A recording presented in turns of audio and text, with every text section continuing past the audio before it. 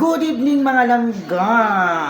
Natutuwa ako kasi mga langga, may pumunta dito sa bahay ngayon na followers ko. So ngayon, yung anak niya nag-birthday kasi. Tapos, nag-iisip ako kasi ngayong gabi kung anong uulamin ko, anong lulutuin ko, o kaya bibili ba ako ng tuyo or tilapia kasi wala nga akong ulam. Ngayon, hindi ko inaasahan na talagang may pumunta talaga dito sa akin, binigyan na ako ng ulam. O, di ba? Ang ganda talaga pag may mga followers ka talaga mababait. Ito po binigay niya sa akin. Yan. Tingnan mo.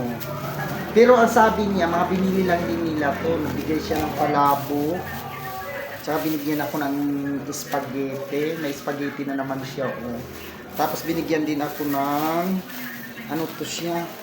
Wow, may linagang isda na parang, may sabaw siya.